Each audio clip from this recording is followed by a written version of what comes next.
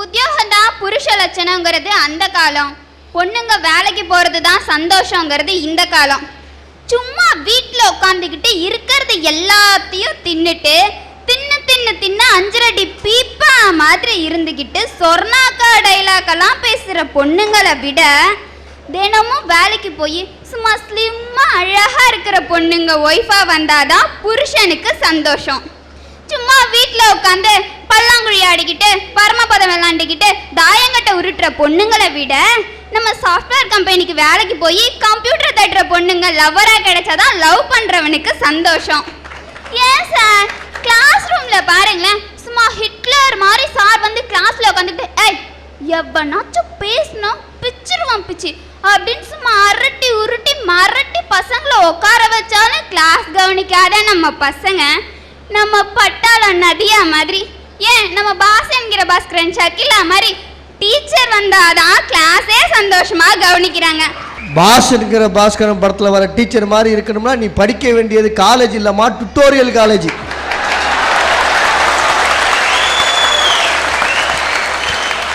பொண்ணுங்க வேலைக்கு போனதா சார் பசங்களே சந்தோஷப்படுறாங்க. அப்ப எல்லா பொண்ணுங்களும் வேலைக்கு போனா நாட்டில் உள்ள எல்லாருமே சந்தோஷப்படுவாங்க சார். இப்போ என்ன சொல்ல வர, அதாவது பசங்க படிக்கிற காலேஜில் சகிலா மாதிரி வரணுமா?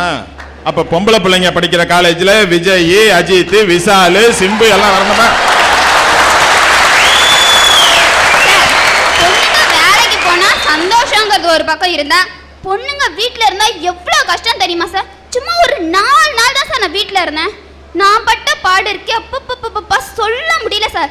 இம்சனா இம்சா, அப்படி ஒரு இம்சை சார். காலையில் 6 மணிக்கெல்லாம் எழுந்திருக்க சொல்றாங்க சார். வாசல்ல தண்ணி தெளிக்கணுமா, கோலம் போடணுமா, அதுவும் புள்ளி வச்ச கோலம் தான் போடணுமா, ரங்கோலி போட்டா கூட ஒத்துக்க மாட்டேன்றாங்க சார். இப்பெல்லாம் வாசல்ல தண்ணி தெளிக்க எங்க இடம் இருக்கு? எங்க பார்த்தாலும் சிமெண்ட்டை போட்டு பெயிண்ட்ல போட்டு கோலம் வச்சிருக்கீங்க. மிஞ்சி போனா மார்பிள்ல ஸ்டிக்கர்ல ஒட்டி வச்சிருக்கீங்க. என்னமோ கோலம் போடுறேன் தண்ணி தெளிக்கிறேன்னு யார்கிட்ட வந்து காது குத்துறீங்க? கோலமே போடக்கூடாது என்று கொண்டிருக்கிறார்கள் திண்ணம், அதனால் தான் அப்படி திட்டுகிறார்கள் வண்ணம் என்பது அந்த பெண்ணுடைய தாழ்மையான எண்ணம்.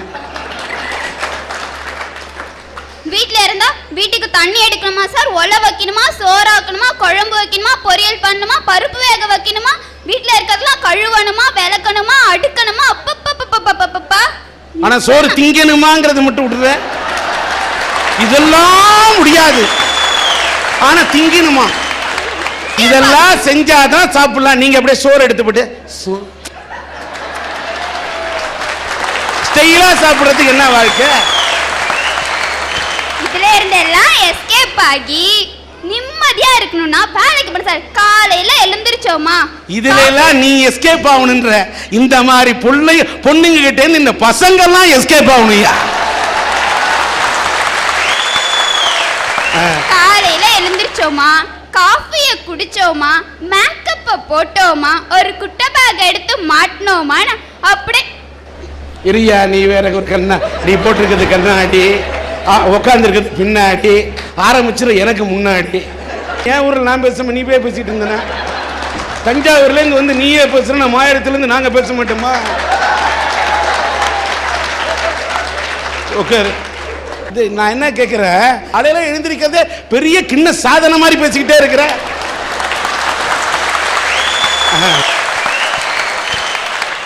பார், இதோ திருந்தலூர் இருக்கு, நாங்கெல்லாம் அந்த மார்கழி மாசத்துல எழுந்திருச்சு அந்த திருப்பாவை பாடி மயிலாடுதுறை தேசிய உயர்நிலை பள்ளியில ஒழுக்கமே உயிர்னு அந்த தேவாரம் அதெல்லாம் பாடி திருப்பாவை பாடி திருப்புகழ் பாடி அதனால வந்ததுனாலதான் இந்த அளவுக்கு நின்றுகிட்டு இருக்கிறோம். என்னதான் இருந்தாலும் மாயவரத்தோட பெருமைய நீங்க பேசினா அதுல ஒரு சுவாரஸ்யம் நிச்சயமா இருக்கு.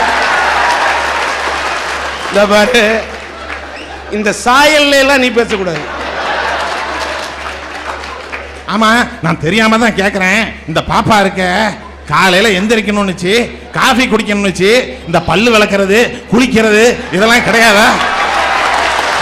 பல்லு விளக்காத பார்ட்டிக்கே இந்த நாட்டுல 10 பேர் சுத்துறாயா? சார், எனக்கு மேல தண்ணி பட்டா அலர்ஜி, அதனால குளிக்கிறத பத்தி எல்லாம் பேசாதீங்க.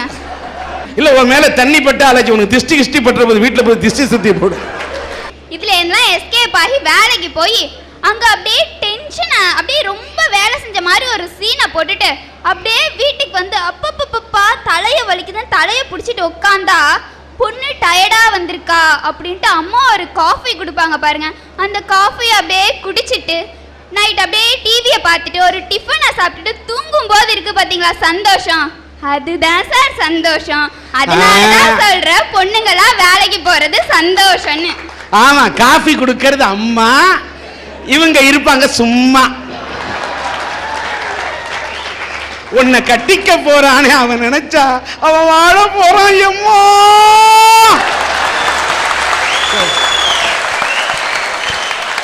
பெண்கள் வேலைக்கு போவது காலத்தின் கட்டாயத்தால் தான் சார். இந்த மயிலாடுதுறையில் நாஞ்சில் நாட்டில் நைனா குடும்பம் அப்படின்னு சொன்னால் தெரியாதவங்களே இருக்க முடியாது. ஏன்னா அப்படிப்பட்ட வளையல் கடை பிஸ்னஸில் பேரும் புகழும் பெற்று கொடிகட்டி ஓஹோன்னு வாழ்ந்த குடும்பம் எங்கள் குடும்பம். ரொம்ப ரொம்ப சந்தோஷமாக காரு, பங்களா, பேங்க் பேலன்ஸு, பேரு, புகழ், செல்வாக்குன்னு எத்தனையோ செல்வ செழிப்போடு வாழ்ந்த குடும்பம் எங்கள் குடும்பம். யாரு கண்ணு பட்டுச்சே தெரில. எனக்கு ஒரு 8 வயசு இருக்கும்போது திடீர்னு மூளைக்காய்ச்சல் ஏற்பட்டுடுச்சியா. அந்த மூளைக்காய்ச்சலில் என் உயிரையே இழக்க வேண்டிய சூழ்நிலை.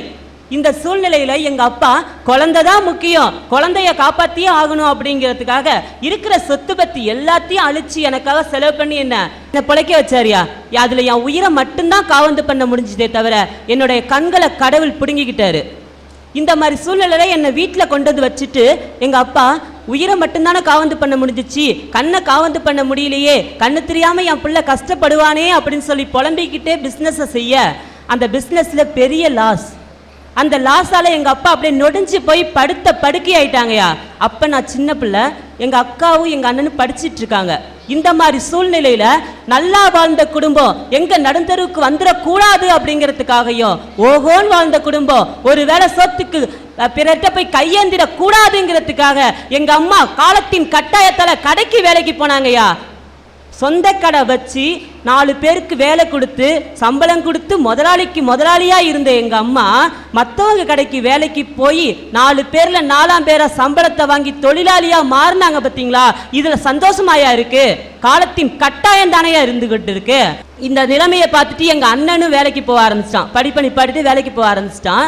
அப்போதைக்கு 2 பேரும் சம்பாரிச்சிட்டு வந்த பணம் வந்து சாப்பாட்டுக்கும் மருத்துவ செலவுக்கும் மருந்துக்குமே சரியாக போயிடுச்சு. இப்படிப்பட்ட சூழ்நிலையில் எங்கள் அக்காவுக்கு காலேஜுக்கு ஃபீஸ் கட்டியே ஆகணும் அப்படிங்கிற சிச்சுவேஷன். இந்த மாதிரி சிச்சுவேஷனில் எங்கள் அக்கா டியூஷன் எடுத்தாவது படிப்போம் அப்படிங்கிற நிலைமைக்கு தள்ளப்பட்டார்கள். பார்த்தீங்களா, இதை தாங்க காலத்தின் கட்டாயம் அப்படின்னு நான் சொல்லிக்கிட்டு இருக்கேன். எங்கள் அக்கா டியூஷன் எடுத்தாங்க, நல்லா படித்தாங்க. அவங்க மட்டும் படிக்கல, அண்ணன் தான் படிப்பை நிப்பாட்டிட்டு காலத்தின் கட்டாயத்தில் வேலைக்கு போயிட்டான். தம்பியாவது படிக்க வைப்போம், தம்பி கண்ணு தெரியல அவனுக்கு கல்வி கண்ணையாவது திறக்க வைப்போம் அப்படின்னு சொல்லிட்டு என்னையும் படிக்க வச்சாங்கய்யா. எங்க அக்கா MCA முடிச்சாங்க, நான் BA முடிச்சேன். எங்க அக்காவோட சிரமத்தை கொஞ்சம் கொஞ்சமா போக்கணும் அப்படிங்கிறதுக்காக ஒவ்வொரு ஸ்கூலா வேலைக்காக ஏறி இறங்கினையா. எல்லா ஸ்கூல்லையும் எனக்கு ஏமாற்றம் தான் மிச்சம். குறைச்ச சம்பளமா இருந்தாலும் பரவாயில்ல, எங்க அக்கா எங்க அம்மாவோட சிரமத்தை போக்கணும், அதனால வேலைப்பட்டுட்டாங்கன்ற. அதுக்கு என்ன தெரியுமா சார் சொன்னாங்க? கண்ணு தெரிஞ்சவங்களே இந்த காலத்துல இந்த பசங்க ஏமாத்திடுறாங்க, கண்ணு தெரியாத உன்னை ஏமாத்துறதுக்கு எவ்வளவு நாளி ஆயிடும் அப்படின்னு சொன்னாங்கய்யா. நான் அப்படியே நொந்து போயிட்டேன். எங்க அம்மாட்டையும் எங்க அக்காட்டையும் வந்து சொல்லிட்டு அழுதுகிட்டு இருக்கேன். அப்ப எங்க அக்கா, நீ வருத்தப்படாத, உனக்கு திறமைக்கு கண்டிப்பா வேலை கிடைக்கும், நீ B.Ed படி அப்படின்னு சொல்லிட்டு என்ட்ரன்ஸ் அப்ளிகேஷன் வாங்கிட்டு வந்து எனக்கு அப்ளிகேஷன் ஃபில்அப் பண்ணி கொடுத்து என்ட்ரன்ஸ் எழுத வச்சாங்கயா. ஃபர்ஸ்ட் கிளாஸ்ல பாஸ் பண்ண, மெரிட் ஷீட்.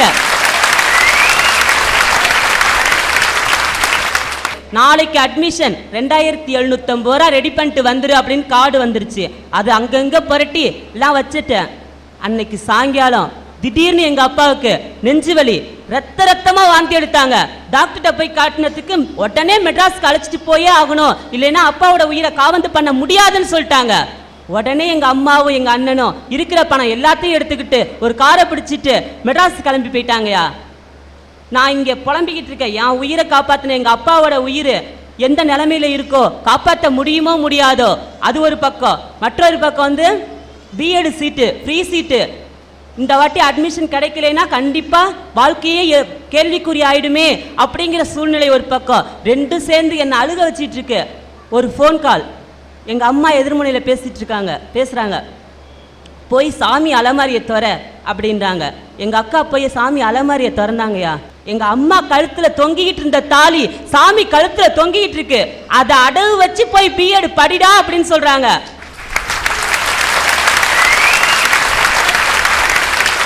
அப்போதைக்கு நான் கேட்டேன், அப்பா இந்த நிலைமையில இருக்கும்போது நீ இந்த மாதிரி பண்ணிட்டியம்மா அப்படின்னு நான் கேட்டதுக்கு, உங்க அப்பா ஞாபகமா அந்த தாலி கயிறு என் கழுத்துல இருக்கு, அது போதும், தங்கத்தை விட விலை மதிக்க முடியாத படிப்பை நீ படிச்சே ஆகணும்டா அப்படின்னு சொல்லிட்டாங்க.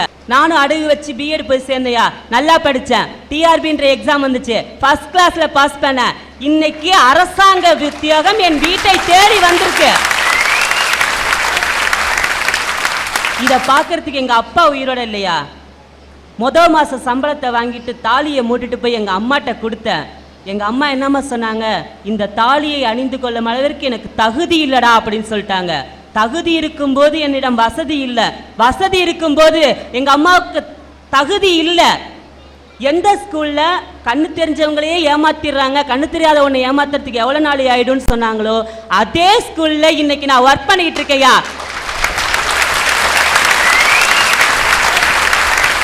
போன வருஷம் 2 10th அனுப்பியிருக்கேன், 98% கொடுத்துருக்கேன். என் கிளாஸ் பையன் தான் இன்னைக்கு ஸ்கூல் ஃபர்ஸ்ட். இதை நான் பெருமைக்காக சொல்லல, யாரையும் குறைச்சல எடை போட்டுற கூடாதுங்கிறதுக்காக சொல்றேன். ஒவ்வொரு ஆணின் வெற்றிக்கு பின்னாலும் பெண் இருக்கிறாள் என்று சொல்வார்கள். என்னுடைய வெற்றிக்கு பின்னால் காலத்தின் கட்டாயத்தால் கடைக்கு வேலைக்கு போன எங்க அம்மாவோட உழைப்பும், காலத்தின் கட்டாயத்தால் டியூஷன் எடுத்து என்னை படிக்க வைத்த எங்க அக்காவோட உழைப்பும் தான் இருந்தது என்பதை இங்கு தெரிவிச்சுக்கிறேன். தன்னுடைய தாலியில் இருந்த தங்கத்தை கூட எடுத்து வைத்துவிட்டு மஞ்சள் கயிறை கட்டி கொண்டாவது என் மகன் தங்கமான அந்த படிப்பை படிக்க வேண்டும் என்று, தங்கம் தங்காவிட்டாலும் பரவாயில்லை, தங்கமான படிப்பு தன்னுடைய வீட்டில் தங்க வேண்டும் என்று தன்னுடைய மகனை படிக்க வைத்த அந்த தாயை மேடை கிடைக்கின்றேன்.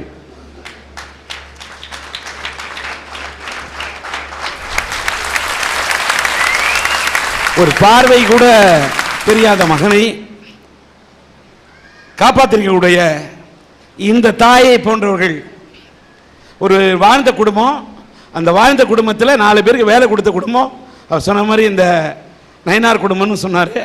அப்படிப்பட்ட குடும்பத்தில் இருந்து தான் குடும்பத்தை காப்பாற்றணும்னு இந்த அம்மா வேலைக்கு போய் ஒரு 30 ரூபா வேலைக்கு போயாவது என் பிள்ளைய படிக்க வச்சுன்னு இந்த தாயை பார்க்கும்போது உண்மையிலேயே இப்படிப்பட்ட தாய்மார்களை பார்க்கும்போது பெருமையாக இருக்கு.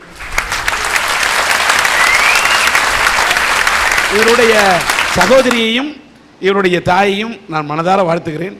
1000 ஆனாலும் 1000 ஆகாது என்று சொல்வதை போல 1000 தாய் வந்தாலும் உம்மை போல் ஒரு தாய் வரமாட்டாள் என்பதை உணர்த்தத்தான் இந்த 1000 என்னுடைய சின்ன இதை கொடுக்குறேன். இதை ஒரு நினைவாக வச்சுங்க.